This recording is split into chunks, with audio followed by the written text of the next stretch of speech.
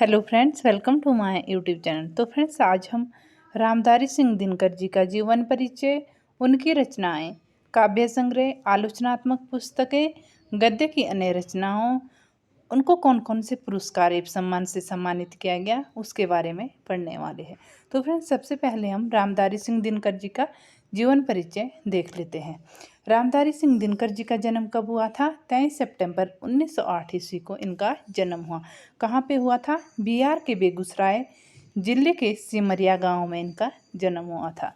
इनकी प्रारंभिक शिक्षा कहाँ से हुई थी? बारो मध्य विद्यालय से इनकी प्रारंभिक शिक्षा हुई और 10वीं की परीक्षा इन्होंने मोकाम उच्च विद्यालय से पास की। ये हिंदी के प्रमुख लेखक, कवि व निबंधकार थे। कौन थे ये? रामधारी सिंह दिनकर जी। ये आधुनिक युग के श्रेष्ठ व वीर रस के कवि के रूप में जाने जाते थे। इनकी माता का नाम मनरूप देवी था और पिता का नाम बाबू रवि सिंह था। दिनकर जी के जन्म के एक वर्ष बाद ही इनके पिता की मृत्यु हो गई थी। दिनकर जी की शादी कब हुई थी? जब इनकी उम्र मात्र 13 वर्ष की थी तो इनकी शादी श्यामवती देवी से हो जाती है। श्यामवती देवी से इनकी 4 संतानें हुई। 2 पुत्र हुए थे और 2 पुत्रियां। इन्होंने अपने दोनों पुत्र का नाम, एक का नाम राम सेवक रखा और दूसरे पुत्र का नाम केदार सिंह रखा और पुत्री का नाम विनीता और विवाह रखा था इन्होंने। दिनकर जी स्वतंत्रता से पूर्व किस नाम से जाने जाते थे? विद्रोही कवि के रूप में जाने जाते थे और स्वतंत्रता के बाद ये जो है राष्ट्र कवि के नाम से जाने गए। वे छायावादोत्तर कवियों की पहली पीढ़ी के कवि थे। कौन थे ये? रामधारी सिंह दिनकर जी। एक और उनकी कविताओं में ओज, विद्रोह, आक्रोश और क्रांति की पुकार है, तो दूसरी ओर कोमल श्रृंगारिक भावनाओं की अभिव्यक्ति है। रामधारी सिंह दिनकर जी की मृत्यु कब होती है? इनकी मृत्यु होती है 24 अप्रैल 1974 ईस्वी को। उस समय इनकी उम्र कितनी होती है? 65 वर्ष की होती है जब इनकी मृत्यु होती है। इसके पश्चात हम दिनकर जी की रचनाओं को देख लेते हैं। वैसे तो इनकी बहुत सारी रचना है, लेकिन हम जो इम्पोर्टेंट है उसको ही देखने वाले हैं। विजय संदेश, इसका प्रकाशन वर्ष 1928 ईस्वी है और प्रणभंग, इसका प्रकाशन वर्ष 1929 ईस्वी है। तो फ्रेंड्स, यूजीसी नेट के सिलेबस में ये टॉपिक लगा हुआ है। ये जो है एग्ज़ाम में इस तरह से भी पूछ लिया जाता है कि सीक्वेंस में, जैसे कि सबसे पहले जैसे विजय संदेश है, इसका प्रकाशन वर्ष कब का है और हुंकार, इसका प्रकाशन वर्ष, इसको सीक्वेंस में लगाने के लिए पूछ लिया जाता है। दूसरा है रेणुका 1935 ईस्वी, हुंकार 1939 ईस्वी, रसबंती 1940 ईस्वी, इसका प्रकाशन वर्ष है। द्वंद्व गीत 1940 ईस्वी, कुरुक्षेत्र 1946, सामधेनु 1947 ईस्वी, इसका प्रकाशन वर्ष है। रश्मि रथी, ये भी इम्पोर्टेंट है, इसका प्रकाशन वर्ष 1952 ईस्वी है। ये इनके जो है काव्य संग्रह है, इसको आप यहाँ से खुद ही पढ़िएगा। उसके पश्चात हम इनकी आलोचनात्मक पुस्तकों को देख लेते हैं। मिट्टी की ओर, जिसका प्रकाशन वर्ष 1940 ईस्वी में है और ये जो है यहाँ से तीनों ही बहुत ही इम्पोर्टेंट है। अर्धनारीश्वर, इसका प्रकाशन वर्ष 1952 ईस्वी है। काव्य की भूमिका, इसका प्रकाशन वर्ष भी 1958 ईस्वी का है। प्रसाद, पंत और मैथिली शरण, इसका प्रकाशन वर्ष 1958 ईस्वी में। वेणुवन 1958, शुद्ध कविता की खोज 1966 ईस्वी में इसका प्रकाशन वर्ष है। ये इसकी क्या है? इनकी क्या है? आलोचनात्मक पुस्तकें हैं। इसके पश्चात हम इनकी गद्य की अन्य रचनाओं को देख लेते हैं। इनकी कौन कौन सी रचनाएं हैं? चित्तौड़ का साका हो गया, रेती के फूल 1954 ईस्वी, हमारी सांस्कृतिक एकता, भारत की सांस्कृतिक कहानी, संस्कृति के 4 अध्याय 1956 ईस्वी, इसका प्रकाशन वर्ष है। देश विदेश 1957, राष्ट्रभाषा और राष्ट्रीय एकता, इसका प्रकाशन वर्ष भी कब का है? 1958 ईस्वी इसका। धर्म, नैतिकता और विज्ञान, इसका प्रकाशन वर्ष कब का है? 1968 ईस्वी। साहित्यमुखी 1968 ईस्वी, इसका प्रकाशन वर्ष है।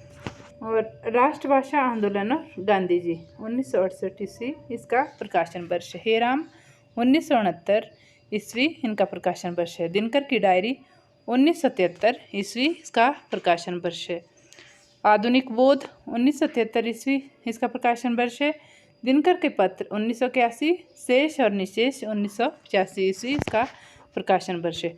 तो फ्रेंड्स, इसके बाद हम इनको कौन कौन से पुरस्कार एवं सम्मान से सम्मानित किया गया है, इसके बारे में पढ़ते हैं। रामधारी सिंह दिनकर जी को कुरुक्षेत्र के लिए इनको जो है भारत सरकार द्वारा कब सम्मानित किया गया था? 1948 ईस्वी में। कब किसने दिया था ये पुरस्कार इनको? उत्तर प्रदेश सरकार ने इन्हें जो है भारत सरकार द्वारा पुरस्कृत किया गया था। कब? 1948 ईस्वी में। संस्कृति के 4 अध्याय पुस्तक पर साहित्य अकादमी पुरस्कार इनको कब दिया गया था? 1969 ईस्वी में। किसके लिए दिया गया था ये? संस्कृति के 4 अध्याय, इसके लिए ये साहित्य अकादमी पुरस्कार से इन्हें सम्मानित किया गया था। कब? 1959 ईस्वी को। इनको पद्म भूषण से भी सम्मानित किया गया था। कब किया गया था? 1959 ईस्वी में। किसने दिया था ये? राष्ट्रपति डॉक्टर राजेंद्र प्रसाद जी ने। सरस्वती पत्रिका की हीरक जयंती के अवसर पर राष्ट्रकवि मैथिली शरण गुप्त द्वारा मानपत्र प्रदान किया गया। इनको कब किया गया था ये? 1962 ईस्वी में। गुरुकुल महाविद्यालय द्वारा विद्या वाचस्पति की उपाधि इनको 1965 ईस्वी में प्रदान की गई थी। इनको जो है भारतीय ज्ञानपीठ पुरस्कार कब दिया गया था? 1973 ईस्वी में। किसके लिए दिया गया था ये? उर्वशी महाकाव्य के लिए। रामधारी सिंह दिनकर जी के बारे में विद्वानों की क्या राय है, इसके बारे में देख लेते हैं। दिनकर के दामाद का नाम क्या था? शिवसागर। इन्होंने क्या लिखा है कि दिनकर जी अत्यंत भावुक, निश्चल और सहज मनुष्य थे। किसने लिखा था ये? जो इनके दामाद थे, शिवसागर जी ने लिखा था। मनुष्य में जितने भी गुण होने चाहिए वे सभी उनमें विद्यमान थे। यथा प्रेम, करुणा, सौहार्द, क्षमा, धैर्य और विवेक, ये सारे गुण किस में थे? रामधारी सिंह दिनकर जी में थे। किसने लिखा था ये? दिनकर जी के दामाद थे। कौन थे? शिवसागर सिंह। माखनलाल चतुर्वेदी के शब्दों में, माखनलाल चतुर्वेदी कहते हैं कि रेणुका की भूमिका में लिखा है कि तुम्हारी रचना और काव्य को लोक हृदय अपने में बसा लेगा। किसने लिखा था ये? माखनलाल चतुर्वेदी जी ने। हजारी प्रसाद द्विवेदी जी कहते हैं कि दिनकर की उमंग और मस्ती में सामाजिक मंगलाकांक्षा की प्रधानता है। कौन कहते हैं ये? हजारी प्रसाद द्विवेदी जी। हजारी प्रसाद द्विवेदी दिनकर अपने ढंग के अकेले हिंदी कवि हैं और यौवन और जीवन उन्हें आकृष्ट करते हैं। सौंदर्य का मोहन संगीत उन्हें मुग्ध करता है, पर वे इसमें अभिभूत नहीं होते। उल्लास और उमंग सच्चे अर्थों में मानवता की मुक्ति से संभव है। दिनकर में वह आदर्श पूरे जोर पर है। कौन कहते हैं? हजारी प्रसाद द्विवेदी से दिनकर जी का मंतव्य। इन्होंने खुद ही अपने लिए क्या कहा है? ये कहते हैं कि कभी होने का सामर्थ्य शायद मुझ में नहीं था। कौन कहते हैं? रामधारी सिंह दिनकर जी कहते हैं अपने बारे में, यह क्षमता मुझ में भारतवर्ष का ध्यान करने से जागृत हुई है। यह शक्ति मुझ में भारतीय जनता को आत्मसात करने से प्रस्फुलित हुई है। और मैं तो वायु और वर्थी से बना हूँ। यंत्र मात्र था, फूंक उसमें काल ने मारी है और जंकार भी उसमें काल ने ही उठाई है। कौन कहते हैं? रामधारी सिंह दिनकर जी कहते हैं अपने बारे में। डॉक्टर बच्चन सिंह का क्या कथन है? बच्चन सिंह कहते हैं कि दिनकर ना तो बच्चन अंचल आदि नव्य छायावादियों से जुड़े माने जाते हैं और ना ही प्रगतिवादियों से। कौन कहते हैं? डॉक्टर बच्चन सिंह कहते हैं। और ना प्रगतिवादियों से। कि बच्चन सिंह ना तो अचल नब्बे छायावादियों से जुड़े हुए माने जाते हैं और ना ही प्रगतिवादियों से। उनका अपना अलग रास्ता है। वे कहीं दोनों धाराओं के बीच में पढ़ते हैं, इसलिए कहीं वे गांधी जी के रूप में जाने जाते हैं।